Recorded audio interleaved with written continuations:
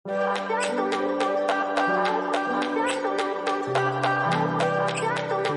और दर्जी की कहानी। एक गांव में एक दर्जी रहता था। वह नेक दिल, दयालु और मिलनसार था। सभी गांव वाले अपने कपड़े उसी को सीने दिया करते थे। एक दिन दर्जी की दुकान में एक हाथी आया। वह भूखा था।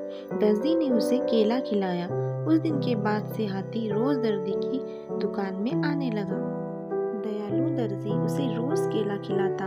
बदले में हाथी कई बार उसे अपनी पीठ पर बिठाकर सैर पर ले जाता।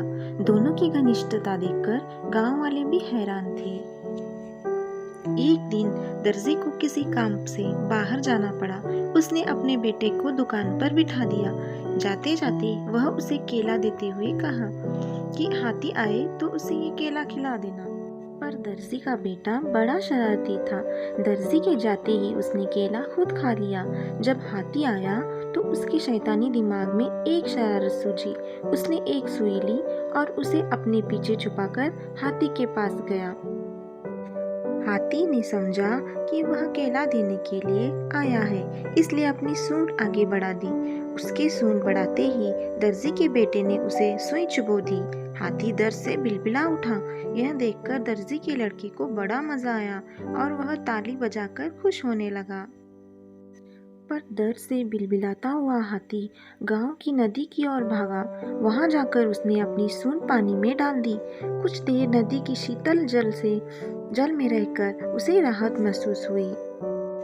उसे दर्जी के लड़के पर बड़ा गुस्सा आ रहा था। उसने उसे सबक सिखाने की ठानी और अपनी सूंड में कीचड़ भरकर दर्जी की दुकान की तरफ बढ़ा। दर्जी के लड़के ने जब फिर से हाथी को आते देखा तो सुई लेकर बाहर आ गया। वह हाथी के पास आते ही उसे सुई चुभाने के लिए आगे बढ़ा, मगर हाथी ने सूंड में भरा सारा कीचड़ उस पर उड़ेल दिया। लड़का दुकान के दरवाजे के सामने खड़ा था। वह ऊपर से नीचे कीचड़ से लथपथ हो गया। दुकान के अंदर भी चिटक गया और लोगों द्वारा दिए गए कपड़े भी गंदे हो गए। उसी समय दर्जी भी अपना काम निपटाकर दुकान वापस आया। वहां की ये हालत देखकर उसे कुछ समझ नहीं आया। उसने अपने बेटे से पूछा तो बेटे ने सारी बात बता दी। दर्जी ने बेटे को समझाया कि तुमने हाथी के साथ बुरा व्यवहार किया है, इसलिए उसने भी तुम्हारे साथ वैसा ही व्यवहार किया है। जैसा व्यवहार करोगे वैसा ही पाओगे। आज के बाद किसी के साथ बुरा मत करना। फिर दर्जी ने हाथी के पास जाकर उसकी पीठ सहलाई और उसे केला खिलाया। हाथी खुश हो गया। दर्जी के बेटे ने भी उसे केला खिलाया, जिससे हाथी और उसकी दोस्ती हो गई।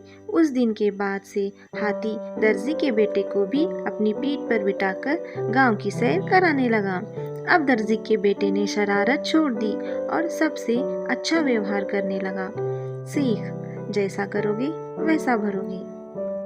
प्रिय मित्रों, अगर आपको ये कहानी अच्छी लगी हो तो वीडियो को लाइक करना और सब्सक्राइब करना मत भूलना। धन्यवाद।